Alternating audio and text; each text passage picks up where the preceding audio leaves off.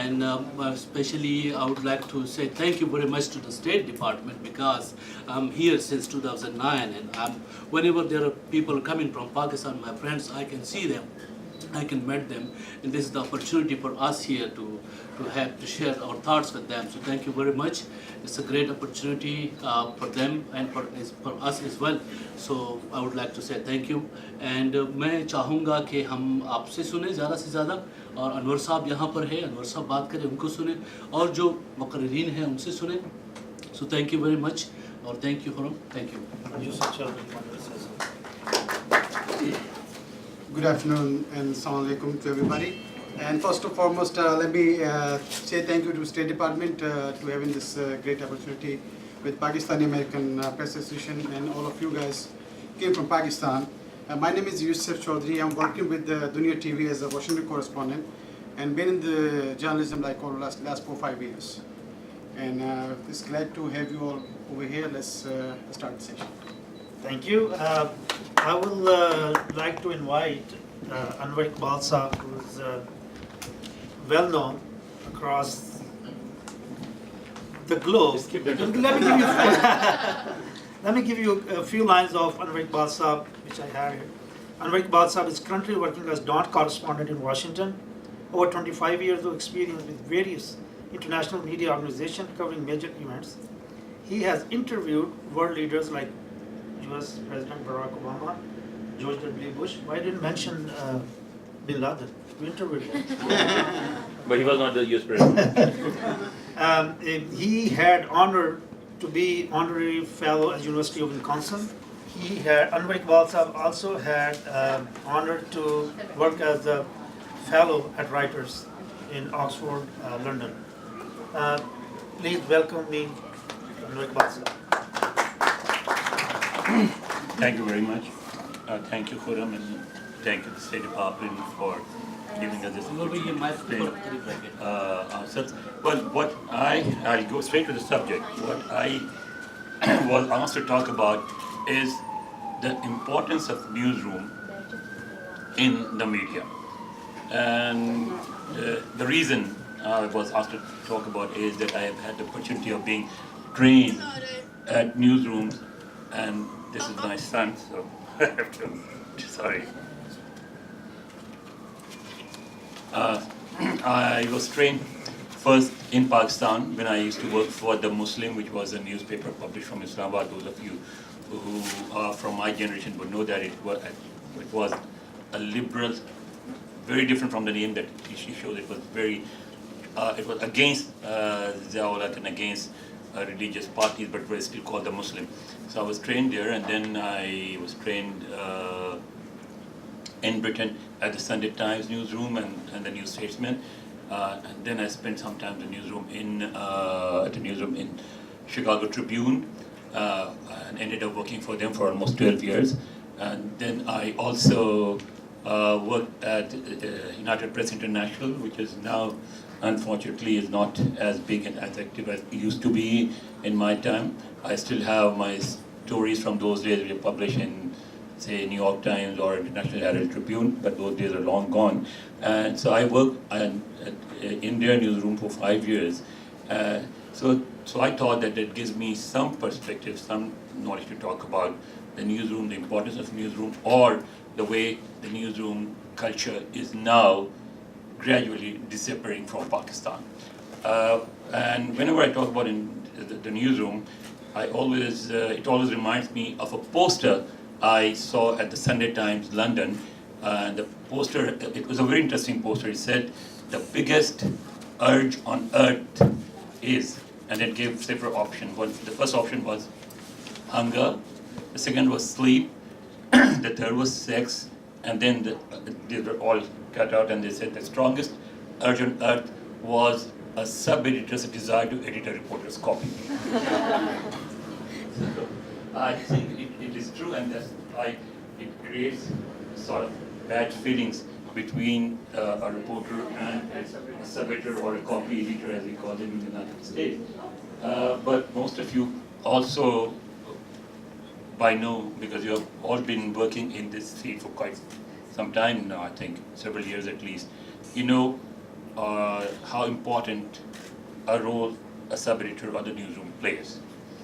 And what happens in Pakistan is that, particularly in TV channels, but also in newspapers now, the newsroom is gradually losing the place it enjoyed in the media.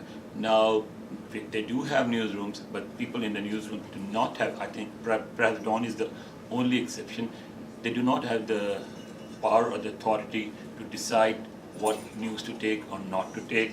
They don't have the power or the authority to edit a story as they want, except, of course, changing, correcting grammar or things like that. But they don't have the power to decide what to take and what not to take. And in most cases, newspapers and TV channels in Pakistan do not even have an editor. Most of the editors are also owners of that channel or that newspaper, and for them the most important thing is the commercial interest. And that's why you will often see that the front page of a newspaper would have like 4 or 5 large ads, and about like 35% of space would be left for news. And the same thing happens on other pages sometimes if they get the ads.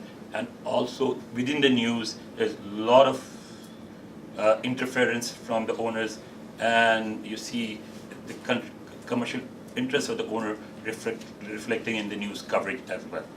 And when organizations like the US State Department and or other international organizations, when they go to a place like Pakistan and they try to train journalists, somehow they also end up focusing on a reporter. Because they are the ones whom they meet, they are the ones who they think are important for them. Because obviously when a State Department or any other government department or a commercial organization funds a program, it has an objective behind it. And the objective for instance, in the sense of the State Department, is to project the image of the United States in a better way and to correct the misgivings or disinformation that is often spread in countries like Pakistan. And for that, they think a reporter is probably better to deal with. But I always say that if you want to improve the level of journalism, if you want to improve the coverage of the media, if you want to make a journalist better equipped, you must also focus on the newsroom, on training the copy editors, on training the sub-editors in TV channels. Because, I mean, you will often meet a reporter who is well qualified in a news organization in Pakistan. Most of them would have had MA degrees from various universities. But when you go to the newsroom, you will see it is very different. Many people are not well qualified, not well trained, and they're paid very badly. I mean, even say a newspaper like Dawn, if a reporter is paid say about 60,000 at least now, even a junior reporter is paid over 60,000 rupees, a sub-editor is paid 35,000. So a person who is paid just 35,000 rupees, which is the salary of a clerk in Pakistan, how would you expect, first of all, to get a good qualified person for their job, and how would you expect him or her to do justice to his or her work? And but instead of sort of making a long speech, because I'm a reporter, I always sit on the other side of a stage, and my job is to listen to people talk about whatever they want to talk about, and I know that in five minutes or so, you lose interest, you stop listening to them. So I thought we should make it an interactive session, and I would start sort of with asking you, what do you think is, number one, the most important problem in the newsroom in the Pakistani media? And then we will sort of consider other problems and see how we come around and deal with it. So what do you think is the, okay, let's start with this, with you. Do I have to? Like you mentioned, I'm a sub-editor at the Express Tribune. So you're right that most of the control of a news story is with a sub-editor than a reporter, because the reporter just files the story and the sub-editor is sort of like tempted to edit the story. So one of the concerns is that, again, the sub-editors, because they stay in the newsroom, they don't have much exposure, unfortunately. So sometimes their biases do creep into the stories. Even though the reporter might want to say something else because he was on field. And there's like a distance, unfortunately, that is very apparent between a sub-editor and a news reporter in newsrooms in Pakistan. Now, how many of you think that a reporter in Pakistan, TV or newspaper, has the freedom to write what he or she sees or wants to say? It's not the case. I guess we don't have. There are you talked about importance of newsroom and like how things work there, but I guess there are organizational policies, because not even in Pakistan, I have seen in US as well, like media organizations, they don't do professional journalism, they do business. They do it for business. So currently, like, media and journalism is a profit-based business. It is not being practiced as a profession. So of course, like being a reporter, I work with Sama TV. So being a reporter, and of course being a female, I have like so many issues and barriers while filing a story, because they're like organizational policies, they have like good advertisers, we can't file story against, and of course like there is a cream if that is like dangerous for people. We can't tell anybody like Fair and Lovely is not good for skin because they give us good advertisement. Like we can't tell people like Coca-Cola is not good for them because like they give us advertisement. So this is not journalism. Like we can do journalism on our own. Like and I guess social media is I don't consider it as a proper channel or platform where we can present our work, because it's authenticity ka issue aa jata hai. But like the problem is we face this issue, policy issues, and of course until and unless when a reporter files a story, it reaches to editor and sub-editor and to bureau, it was like some other thing. Sometimes I don't even recognize my story. Oh my God, what they have done to my story. So this is... Take your point. I mean, there's a little difference between here in the United States and Pakistan. I worked for American news organization for years. Here, at least what you write, they may improve the language, but they do not change the content. But in Pakistan, they do all the time. I mean, like it has happened to me so many times. I say it happens even at dawn. When I call the newsroom and to discuss a story, and the person who answers the phone, I know now what he or she is going to do with my story, because I know who she is. Say, for instance, I mean, I'll be very frank. If she is an Urdu speaker, and the story is, for instance, about MQM, I would know that no matter what I say, that the story will have a pro MQM slant. If the sub-editor is a Baloch, it will have a different slant. If it's a Punjabi, it will have a different slant. Similarly, religious discriminations also apply. So that does not happen in the United States. But yes, I agree with you. So a reporter in Pakistan, let's focus on Pakistan. And I agree with you. I mean, first of all, my first observation is that there is no such thing as objective journalism or objective reporting, because objectivity depends on how you look at it depends on your angle. And this was demonstrated to me by a very famous Pakistani artist. You must have heard of him, all of you, Syed. You know him, right? Once we were discussing this thing, and we were sitting across the table. He put a paper in between, and he wrote Mohsin, Mohsin. And he said, look, from my angle, it is Mohsin. And what is it from your angle? So I read it was Nisho, Nisho, the same word. From the other side, it was Nisho. And he said that we can sit here and discuss it all night. I will say that Mohsin is my friend and he does this or he does that. And he will say, I know Nisho, she is a woman and she does whatever she does. And you will be right, because for you, Nisho is a female name and Mohsin is a male name. So just the difference of angle makes such a huge difference. So, Sir, don't you think that this is because of the organization? For example, I want to cover in a different way. जो आपने कहा, जो आपने observe किया, जो देखा, उसको बयान करें. लेकिन चूंकि हमारे पास फिर organization की बात आती है कि वो आपसे क्या चाहते हैं, तो just like फिर again वो बात आती है ना, risk रोगी की बात आती है कि आपने करना पड़ेगा. exactly. हाँ. I'm coming to that. So, in Britain, I had the opportunity of working at the same time for one left-wing and one right-wing organization, the Sunday Times and the New Statesman. And there was an arson attack in a place in London called Ilford. And the news editor at the New Statesman said, Anwar, go and attack it. It's a racist attack. It is all racism, pure racism, nothing else. I said, okay. And the news editor at the Sunday Times said, Anwar, you need to be a little careful, you know. I mean, this person had warnings before, and they should have moved out. They did not. So it was also their mistake. It was not really racism. So, I mean, like you see, the same event, I have received two very different instructions from about the same event from two different news editors. So, yes, I agree with you. And what you said, commercial interest. So what do you suggest? I mean, you guys, you're from NWFP. Now I'm moving to another very sensitive subject. Your freedom.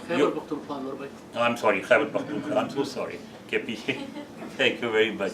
I mean, it's really shame for me because I've lived in Peshawar and I know I'm aware of the sentiments from Khyber Pakhtunkhwa. So there is this pressure from the owners and there is this pressure from the newsroom. But what about other external pressures, say from militants? This was something that I faced a lot when I was based in Peshawar reporting for the Muslim, and those were the days of the Afghan Jihad, and there were events when things were actually staged, and one very famous American journalist did that too. I think it was Dan Rather or somebody. He fell for it as well, and the entire sort of event was fake. It was organized inside the tribal area and it was presented as a battle inside Afghanistan, which it was not. So how much of that do you face? Should I? Please. Okay. Actually, I am from FATA Khyber Agency, so I would like to know about it. That actually we don't have such restriction to cover the story. But what happened when we cover the story? When we sent our story to our news organization, if they are interested, they publish it. If they are not interested, they do not. But as you talked about the external forces, yes, actually we are facing very much, you can say that facing very much challenges because first of all, we don't have Press and Publication Act extension to the FATA. So we are doing journalism without having like Press and Publication extension or you can say any social type of security. And beside this, we are facing very much challenges from the militants group, from the security groups. Actually, you have seen a lot of journalists from FATA has been died while during How many have been killed? 14 to 15. 14 to 15 has been killed, and the Mehboob Shah Afridi was the last one. Actually, without this, if you have seen, there was something happened to Khyber news journalist and Mashal radio journalist Farhad Shinwari. Actually, during the peace rally, someone has, you can say, planted the bomb under his car. So actually, they were also participants of that rally to cover the rally. So actually, when they entered to area, some people told them that. What is now hanging from your under your car? So when they checked, they called the security forces, and after their security forces arrested them and they tortured them, and you can say they beat them. But after that, what we did, we went to Peshawar Press Club, and we also informed the other press clubs members. So actually, we went out for the demonstration and we protested, and after that. I want to add something. How many times do you think your newsroom changes the story that you file? Actually, it depends on the story. If they don't want, they can change it every time. If they don't want. Without asking you? Yeah. Without consulting you? And there is another thing also, actually. At the time of militants, when I was in SWAT, and I was covering it, so there was a big problem for us to even, in terminology, because when the Taliban, I mean, we couldn't write terrorist or militants. They said we are unified, like you should must write Mujahid. And we couldn't do it because the military and the establishment, then we were like a sandwich. So the newsroom, if you wrote say terrorist, the newsroom would change it to Mujahid. No. No, They would extremists. keep extremists. Or like Extremists. They can play with the words, but yes, most of the time, like content is also changed, and many times, like I guess I fight daily because I have like issues. Why are you changing my words? Why are you doing this? I don't want to do this. Why are you letting me do this? And they're like, okay, fine. And I guess Sama is the only organization they are like bearing me from last 3 years. Otherwise, like Express, they won't bear it. Geo, okay, they're fine with that too. They stand by with their reporters, with their correspondents, and Sama is like bearing me because I tell them, okay, I don't want to work on this story because I don't want to. And because this is not the story that you want me to work, or this is the story that I want to work on, and I want my story this way. But like most of the time, yes, I feel a lot of hurdles, and of course, but I guess I do politics in Pakistan, and I guess it's one tough stuff there because you don't have to deal with the only politicians, you have to deal with other departments and organizations as well while covering politics and all that stuff. So most of the time we have to deal stuff like somebody's like, I used to heard these stuff like, we are the spoon feeders of politicians and all that stuff. Like these are things that we hear. So they change this content, they change the stuff. So, I would have loved to continue this discussion, but I think I ran out of time. What I would like to do is, when the speeches end, we could give another interactive session. In that, a comment was a little. I was just saying, like normally when journalists are saying something in front of camera or they are writing something, they do care. But in our case, when journalists working in Peshawar and Khyber Pakhtunkhwa, even they feel threatened when someone is sitting in Karachi and they are saying something like against the militant or saying something which they don't like. Yeah. So ultimately the Peshawar Bureau, so like we receive alerts from the police that do care for these things. So it's not only the... It's the same in Lahore because I was covering the Khadim Rizvi part stuff. I covered Maulanas, being a female, and most of the people, they have like issues like... Well, sorry, I'm interrupting. Was it a problem for you to go dress up like this? Could you go dress up like this? Of course I can't go dress up like this. Like, what do the Maulanas say? Covered, let me share something, a very interesting experience. I went to interview Maulana Fadhur Rahman with a journalist from New York, Hannah, and Maulana's youngest brother, he came to me and he said, Anwar Saab, bas faisla ho gaya, it's decided. I said, what's decided? I'm marrying her. I said, you're marrying her? I said, yes, you know, we are very rich, we have so much money, so you talk to her and arrange it. So I said to her, look, the thing we need to do, her last name was, her first name was Garlic, or last name was Garlic, I don't remember. So we said, look, Sian Garlic. I said, Sian, what we need to do is that we will not tell them we are supposed to leave tomorrow, but we leave this evening, but we will not tell anyone, just put everything in the car. We go around, Yai Khan, do whatever we want to do, and then we boarded the plane and escaped to Islamabad. It's not even Are you talking about like the flirt stuff? But I'm talking about the actual work stuff. Like I have been covering these people. Ye Khadim Rizvi Saab ko I remember like when I went to his jalsas, I used to stay for like 3 a.m., 4 a.m. because they were giving dharnas and all that stuff with all the dandas in their hands and me alone in between them. And until and unless I don't get to that person and talk to him, okay, fine, I'm your friend. And they were like, his followers were they're literally their sticks were on my head. And they were like, ab to ye Maulana Saab se milke aa gaye, to ye hamare muhtaram ho gaye. Before that, I was not respectable for them. So after meeting that person, so the joke, you know the joke about, the joke about Tarana and Qawmi Tarana, right? But anyway, so let's just end this. It's the same, like, I guess everywhere. Let's just end this, but what I'll do is, because I also wanted to talk about how to deal with this pressure and how to write stories in a way that despite all this censorship and self-censorship, you succeed in at least getting most of what you wrote, getting it published. I do it every day with Dawn, so I wanted to discuss that. Let's do it after, in the next interactive session. Sir, Thank you. every part have a different problem people are facing, but still एक बात कीजिएगा. Just one thing, No, sir. that's if okay. It is going on. No, that's fine. No, that's okay. We'll do later. Again, I wanted to repeat Anwar Saab and all the participants. This is the objective of this workshop is exploring the differences and finding the resolution that the challenges we have in America, the challenges we have in Pakistan, what are those challenges are and what is the resolution of the problem. We know the problems are there. We know the harassment is there. We know that the mullahs is putting pressure on everybody, and we know that Washington we have minimum resources and how we work with those limited resources. We have a good friend of ours, Wajid Syed, who is currently working with Geo as Washington correspondent and his sister organization, The News.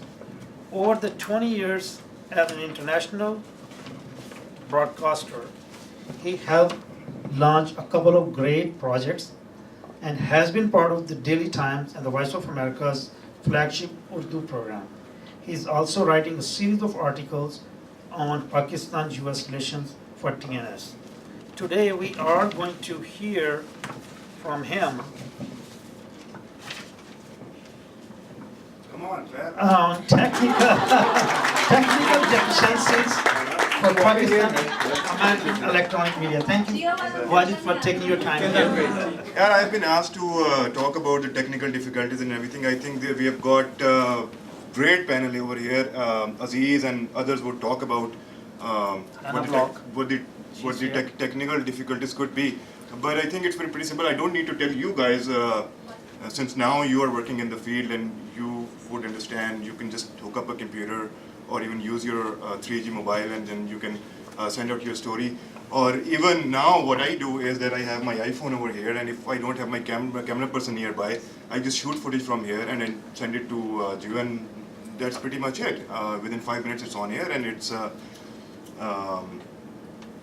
it's on here. So it's technically filed. But what I would like to talk about is my experiences over here dealing with US officials as well as dealing with Pakistani officials who come over here with the same mindset that if they're dealing with Pakistanis or Pakistani officials who have been elected by the Pakistani public, they are in their office, and the way they deal with their offices or with their people, they can treat, or with their press, they can treat the diaspora over here the same way, or the Pakistani and even the American press the same way.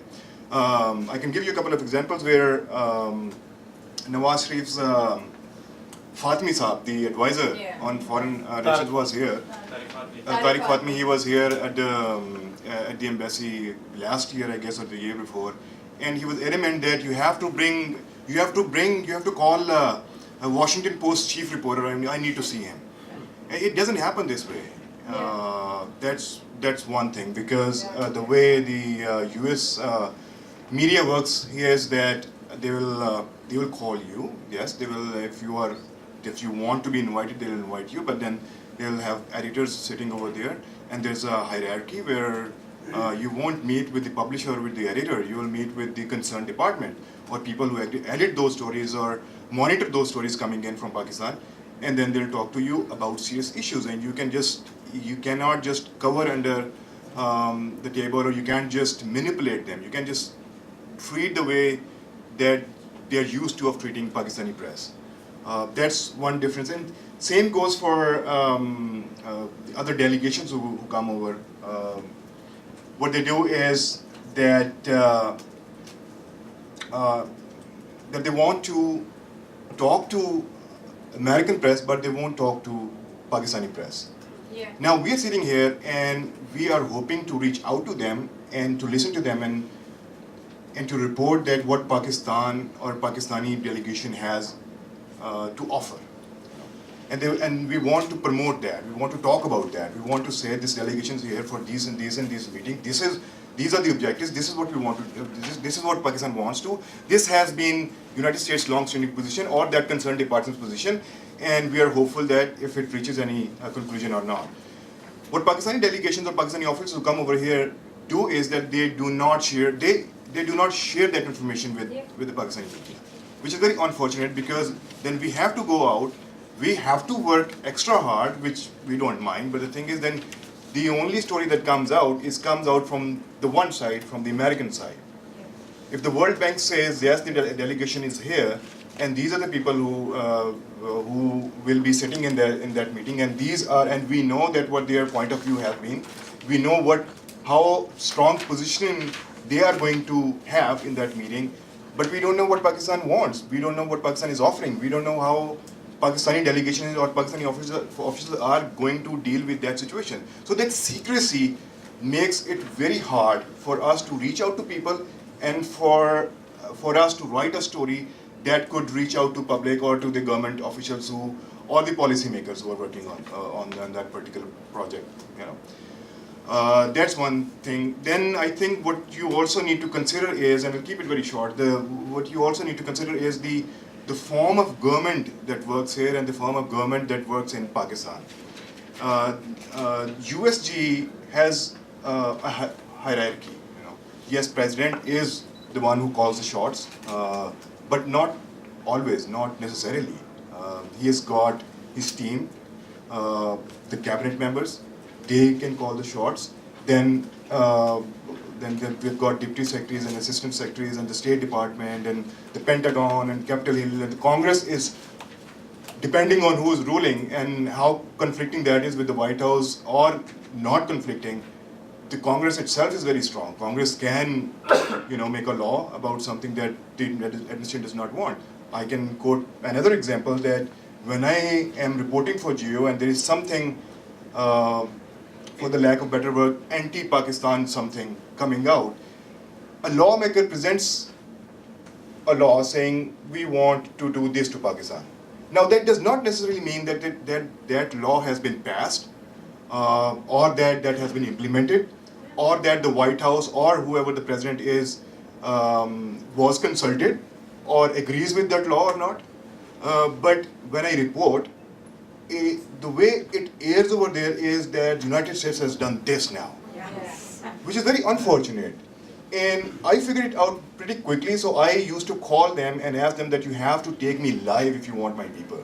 Because I wanted to make sure what I want to say to them or to inform that this particular piece of law or the paper that has been introduced does not necessarily mean that this has been passed or this is happening or the United States stands against Pakistan doing this or that. It doesn't work like this, and it shouldn't work like this, because even then I experienced, and then they would cut me off in the middle and they would say, thank you very much.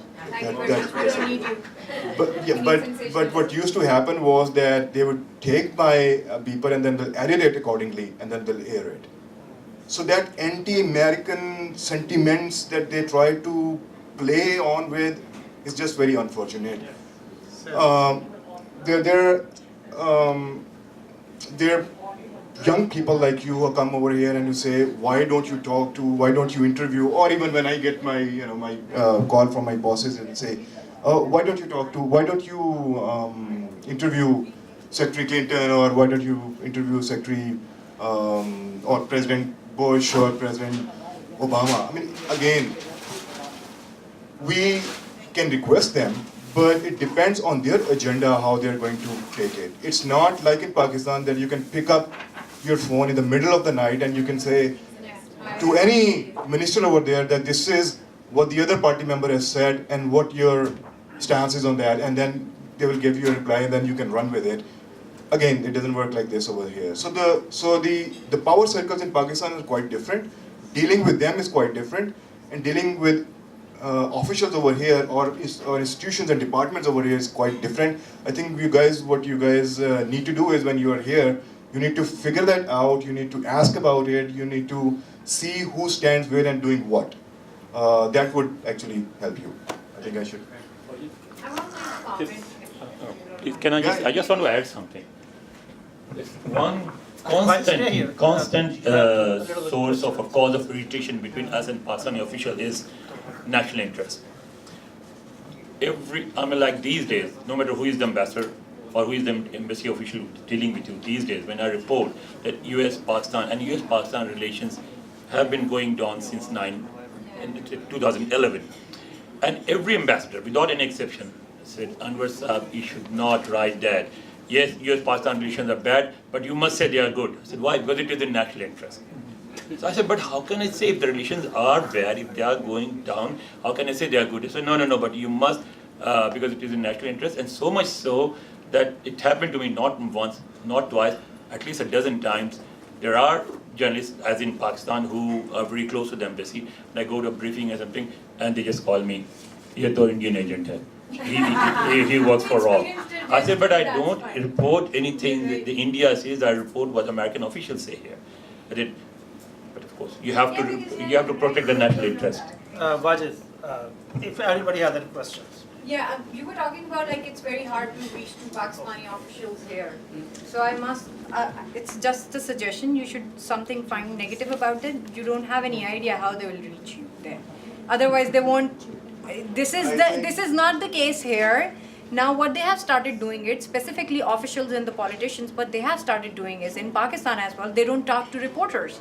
Because they are doing the field work, but they don't talk to them. What they do, they come to our offices and they go and sit in the bureau chief's office or the high officials, so that the officials could tell us like, you don't supposed to do this for them and you don't supposed to do this for him or her, whatever that is. So what you need to do is, if you want to reach them, you need to find out some negative aspects from their stories, and then they will reach you, they will contact you by yourself. This is that's a great solution, but I think I grew out of that 15, 16 years ago when I started working here. So I've learned a lot over the years. Also, that when you are reporting, whatever you're reporting about the subject or the meeting, and because you have access to just one party, and you're still trying to balance it out, that automatically for some reason goes against the Pakistani party, because one, they didn't give you the access, they didn't tell you what they are going to do, but as Anwar Saab has just mentioned, that when you're going to finally publish that story, they're going to take it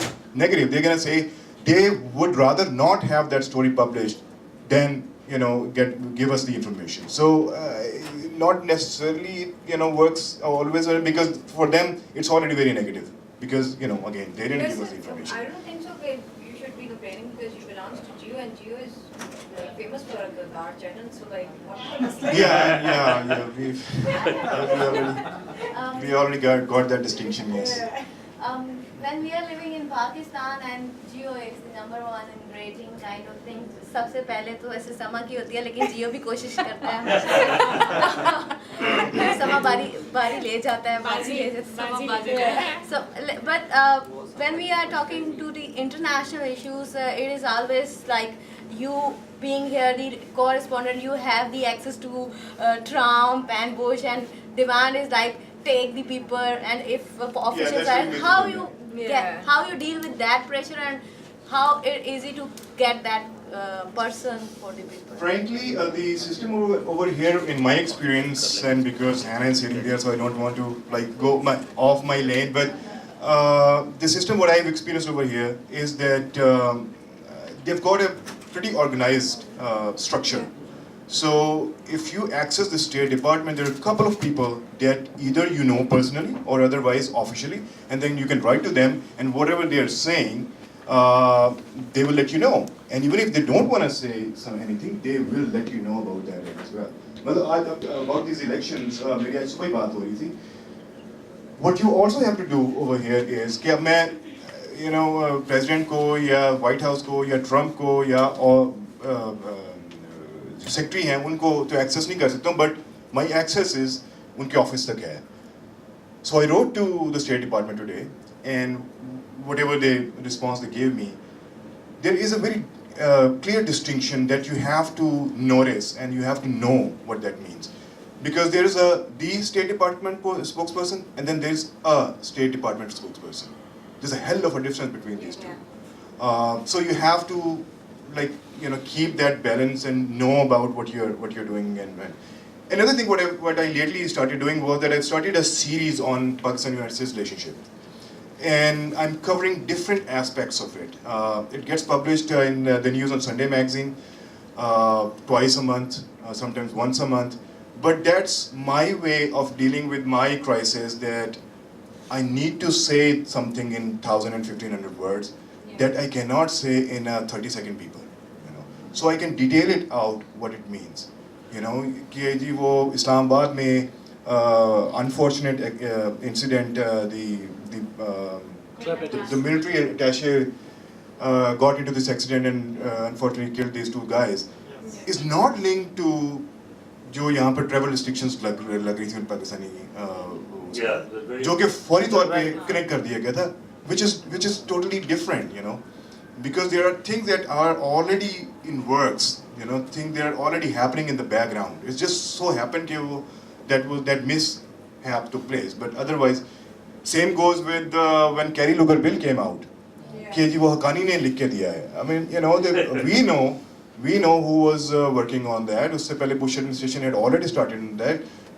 Vice President Joe Biden was actually going to introduce that, because he was running and because he became the Vice President, it was given to his colleagues. So, and how healthy and good it was for Pakistan, and the way Pakistan reacted to that was just astonishing. That Secretary of State sitting in Lahore said that, listen, this is our money. If you want to take it, take it. If you don't want to take it, we don't want to give you that.